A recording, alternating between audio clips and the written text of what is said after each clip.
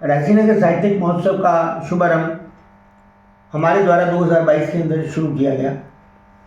इस बात को ध्यान में रखते हुए कि हमारे क्षेत्र के अंदर बहुत से साहित्यकार हैं जो बहुत अच्छा लिखते हैं, बहुत अच्छे व्यंग्यकार हैं, कहानीकार हैं, और उसके साथ साथ बहुत अच्छे आर्टिस्ट हैं जो बहुत बढ़िया रचना लिखते हैं। चित्रकला के अंदर भी हमारे क्षेत्र के बहुत से अच्छे चित्रकला करने वाले साथीगण हैं जिन्होंने अपनी चित्रकलाओं के अंदर बहुत अच्छा प्रदर्शन किया, प्रदर्शनी के अंदर बहुत अच्छा उन्होंने योगदान दिया। परंतु उन सब की रचनाएं एक बंद कमरे में सिमट कर रह जाती हैं।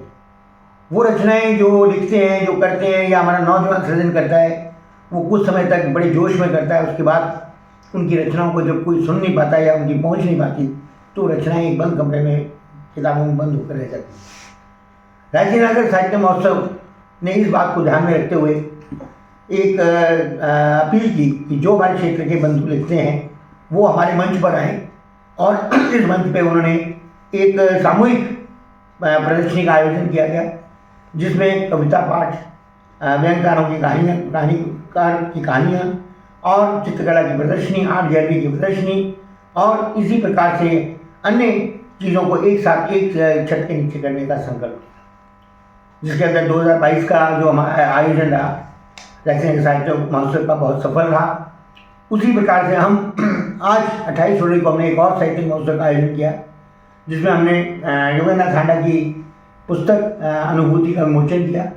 और इसी प्रकार हम इस अप्रैल मंथ के अंदर, जो कि विश्व का स्वास्थ्य दिवस के नाम से मनाया जाता है, उसके ऊपर अपने क्षेत्र के लोगों को जो लिखते हैं, जो प्रगतिशील विचारक हैं, उन लोगों को एक संदेश देना चाहते हैं कि आज जो बढ़ता हुआ प्रदूषण है जिससे स्वास्थ्य हमारा दिन प्रतिदिन गिर रहा है, तो क्यों नहीं हमारे जो संवेदना इसको आम मानस तक पहुँचाते हैं, जो रचनाकार हैं, वो अपनी रचनाओं के माध्यम से आम जनता तक इन प्रेरणा को दे के दें ताकि हम प्रदूषण के बादलों को रोक सकें। इसी संदर्भ के अंदर हमने 2 पुस्तकों का विमोचन रखा जिसमें गुम होते शब्द, जिसका अंग्रेजी अनुवाद है, और इसी प्रकार निशब्द काव्य कृति का विमोचन भी इसी दिन हमने 7 अप्रैल को रखा है। एक काव्य गोष्ठी का आयोजन होगा, चित्रकला प्रदर्शनी का आयोजन होगा, हमारे विभिन्न क्षेत्र के कहानीकार, साहित्यकार, व्यंग्यकारों की रचनाओं को आर्ट गैलरी के अंदर लगाया जाएगा, चित्रकला की प्रदर्शनी को लगाया जाएगा, और हम सभी यहाँ के क्षेत्र के प्रबुद्ध साहित्यकारों से अपील करते हैं कि वो ज़्यादा से ज़्यादा संख्या में इसमें भाग लें, और जो नहीं आ सकते वो इनको देख कर इसमें अपनी टिप्पणी का योगदान अवश्य दें। हमें आप सभी की रचनाओं का, आपकी आशीर्वाद का इंतजार रहेगा।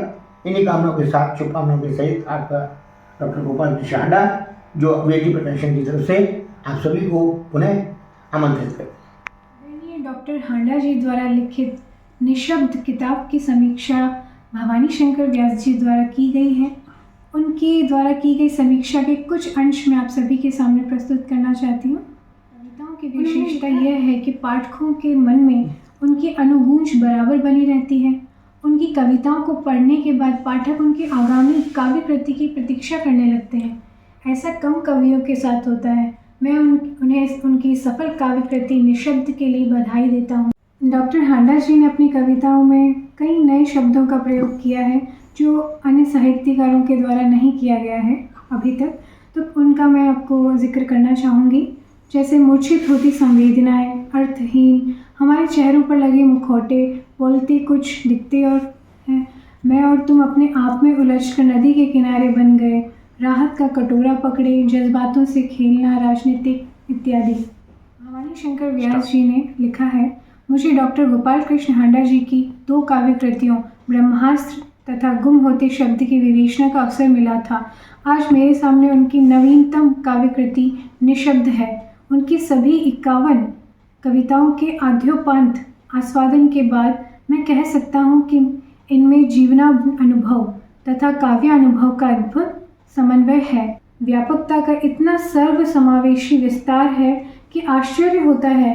कविताओं में वैविध्य तो है ही, उनमें स्मृतियों व मानवीय संवेदनाओं के निरूपण के साथ जीवन के तल्ख, अनुभव, दर्द, छटपटाहट, आक्रोश, आशा व निराशा के स्वर, प्रेम व प्रतीति के गहरे क्षणों के अनछुए बिंबों के उदात्त भाव भी हैं। कविताओं में कल्पना का विलास न होकर ठोस यथार्थ की अभिव्यक्ति है। कहीं कहीं स्मृति गंध तो कहीं स्मृति दंश, कहीं लगाव अलगाव की लीला भूमि है, तो कहीं अस्तित्वहीनता में अस्तित्व को खोजने की तलाश है। डॉक्टर हांडा जी द्वारा लिखित भरोसा कविता के कुछ अंश में आपको प्रस्तुत कर रही हूँ। कब तक अंधेरे मन को डसेंगे, उदासी भरे दिन कभी तो ढलेंगे, पतझड़ की मौसम कभी तो हटेंगे, मेरे बिछड़े साथ आखिर तो मिलेंगे, मेरे बिछड़े साथी आखिर तो मिलेंगे, कहे कोई कुछ भी प्यार के फूल फिर से खिलेंगे, फिर से खिलेंगे, उदासी भरे दिन कभी तो ढलेंगे, कभी सुख कभी दुख यही जिंदगी है, कभी सुख कभी दुख यही जिंदगी है,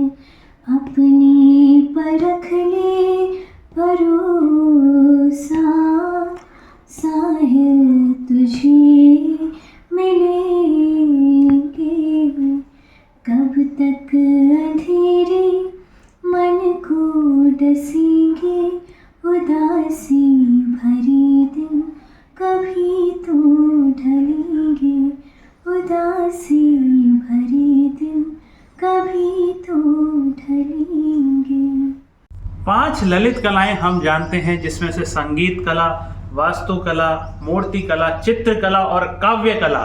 आज काव्य कला के अंतर्गत बड़ा ही महान एक मैं दिन आपके समक्ष शेयर करने वाला हूं। 7 अप्रैल को रायसिंह नगर साहित्य महोत्सव 5वां संस्करण होने जा रहा है, जिसके अंतर्गत डॉक्टर हांडा द्वारा लिखी गई कविताओं का संग्रह, जिसका नाम है गुम होते शब्द, इसकी लॉन्चिंग तो है ही, लेकिन उसके साथ साथ इसमें जो भावनात्मक पक्ष शेयर किया गया है, जैसे हम ग्रो होते हैं अपनी जीवन में, मैच्योरिटी डेवलप होती है, हम स्ट्रगल भी करते हैं, हम कई बार डिसअपॉइंट हो जाते हैं, तो उस डिसअपॉइंटमेंट की फीलिंग, उस स्ट्रगल की फीलिंग आदरणीय हांडा जी ने शेयर की है और उसको कविताओं के रूप में एक बड़ा ही खूबसूरत रूप दिया है। इसका जो इंग्लिश संवाद है वो यश ने किया है और इसकी जो रीचेकिंग है वो डॉक्टर मनदीप सेठिया जी लुधियाना से जो बिलोंग करते हैं उन्होंने की है। तो 7 अप्रैल के दिन, जो कि विश्व स्वास्थ्य दिवस, वर्ल्ड हेल्थ डे भी मनाया जाता है, तो उसके अंतर्गत हमने मोटिवेट भी करने की कोशिश की है इस खूबसूरत संग्रह गुम होते शब्द के अंतर्गत। इसके बाद एक निशब्द का एक बहुत ही खूबसूरत संग्रह आपके समक्ष आने वाला है। जब इंसान एकदम मैच्योर हो जाता है तो वो निशब्द हो जाता है।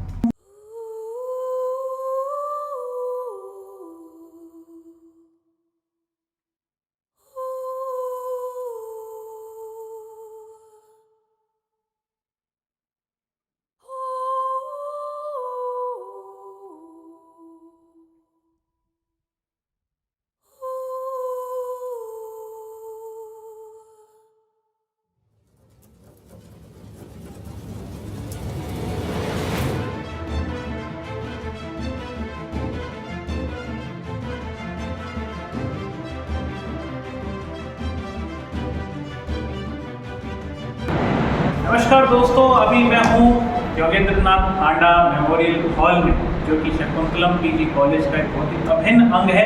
और यहाँ की मेन खासियत ये है कि यहाँ पर जितना भी साहित्य लिखा जाता है उसकी एक लाइब्रेरी की इस्टेब्लिशमेंट यहाँ पर हुई है।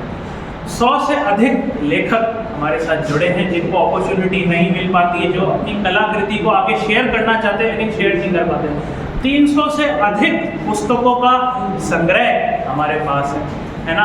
तो एक बार मैं आपका ध्यान आकर्षित करना चाहूँगा इस खूबसूरत चित्र की तरफ, निशब्द, जिसकी हम चर्चा कर रहे थे, डॉक्टर हांडा द्वारा लिखी। इसमें आप ये चित्र देख रहे हैं, जैसे जैसे हम ओल्ड होते हैं, जैसे जैसे हम मैच्योर होते हैं, तो एक मैच्योरिटी का जो एक अंग है वो हम शेयर करना चाहते हैं हमारे नौजवानों से कि क्या हमारे जीवन का संघर्ष रहा है। तो ये जो चित्र है ये सुहानी ने बनाया है, जो कि हमारे साथ है। तो सुहानी जी, आपका एक्सपीरियंस कैसा रहा जब आप ये चित्र बना रहे थे और क्या आपकी मनोवृत्ति थी जब आप ये चित्र बना रहे थे?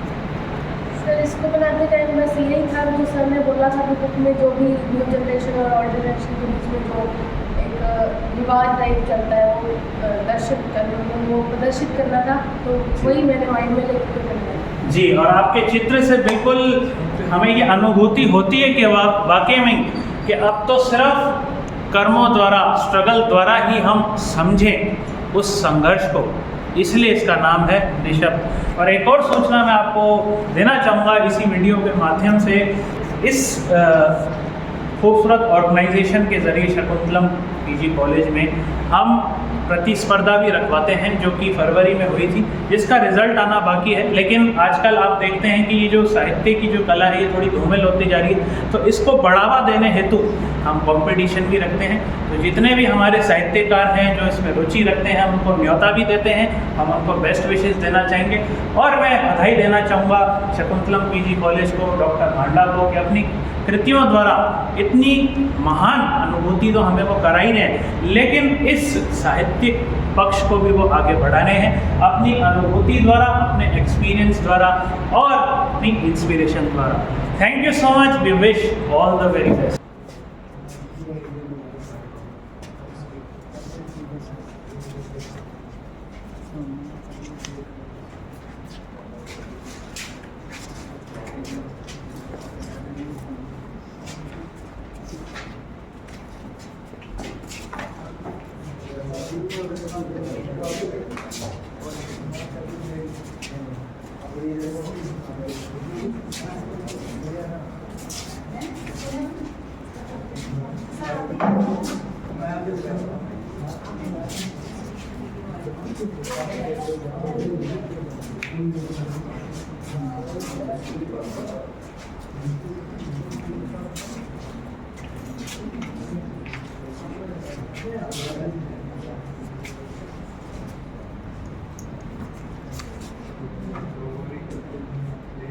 हमारे साहित्यिक इस महोत्सव का मेन प्रेजेंट तो ये है कि हमारा जो नौजवान बच्चा है वो दिखता है, जो आज वो देखता है समाज के अंदर क्या घटित हो रहा है। आज हम देख रहे हैं कि पोल्यूशन के वातावरण हमारे ऊपर मंडराते जा रहे हैं और हमारा जो नौजवान है वो दिशाहीन हो चुका है। तो उसको एक प्रॉपर गाइडलाइन देने के लिए आज साहित्यिक संवाद होना उतना ही आवश्यक है। वो संवाद जब तक नहीं होते हमारे अंदर चेतना नहीं, और इन्हीं सभी को मद्देनज़र रखते हुए हमने इस साहित्यिक लाइब्रेरी का गठन किया।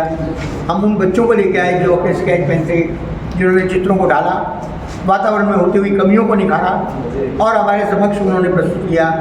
ये पेंटिंग्स लगी हुई आप देख रहे हैं, और हमारे बीच में वो भी साहित्यकार हैं जिन्होंने अपनी रचनाओं को लिखा, परंतु वो किसी कारणवश उनकी रचनाएँ समाज में नहीं आ पाई, समाज को नहीं मिल पाई, वो भी इसके अंदर लगी हुई हैं। कुछ कॉम्पिटिशन है 0 to 5 ईयर्स के बच्चों के, उनकी पेंटिंग्स लगी हैं जिन्होंने प्रथम द्वितीय स्थान प्राप्त किया। तो ये क्रम एक शुरू कर रखा है। जी, तो न केवल आप अपना आर्ट के जरिए सबको लाभान्वित कर रहे हैं, लेकिन आप एक प्रेरणा के स्रोत भी हैं कि भी अपनी कला को और कैसे जागृत किया जा सकता है, क्योंकि इन कलाओं को आगे बढ़ाने हेतु बहुत मुझे लगता नहीं कोई संस्थान है। कुछ दिन पहले ही एक बच्चों का, छोटे 0 to 5 ईयर्स के बच्चों का ग्रेजुएशन डे कार्यक्रम हुआ, जिसके अंदर बच्चों ने को जिन्होंने 1st, 2nd, 3rd रैंक प्राप्त किया उनके बारे में उनको सम्मानित किया गया, उनके पेरेंट्स को सम्मानित किया गया। जी, हमारे लिए जो ये 7 अप्रैल का दिन है ये सबसे ज़्यादा इम्पोर्टेंट दिन है, क्योंकि इस दिन हम विश्व स्वास्थ्य दिवस के नाम से मनाते हैं। बढ़ते हुए पोल्यूशन के जो वातावरण हमारे ऊपर मंडराते जा रहे हैं, आज गांव के अंदर क्या पीने के पानी के अंदर हमने ड्रेनेज पाइप में डाल दी, गंदा पानी मिल रहा है, आर्सेनिक युक्त पानी नहरों और बड़ी बड़ी नहरों के अंदर डाला जा रहा है, जिससे कैंसर जैसी बीमारियाँ होती हैं। इन सभी को अवेयर करते हुए हम एक जागृति अभियान चलाना चाहते हैं, जो इस माध्यम के थ्रू, इस मीडिया के थ्रू हम देना चाहते हैं। हमारे वो ही प्रयास माना जाता है और इस प्रयास में आप सफल हो, हमारी बेस्ट विशेष हैं। और आपका ये जो कार्य है आगे और प्रगति करने हेतु और आगे अग्रसर रहे, ये हमारी शुभकामनाएं हैं। Thank you so much and wish you all a very very happy world health day in advance. और राज सिंह नगर साहित्य महोत्सव 2024 में ज़्यादा से ज़्यादा संख्या में आप इस खूबसूरत कॉलेज में पधारें, ये हमारी मनोकामना। Thank you so much.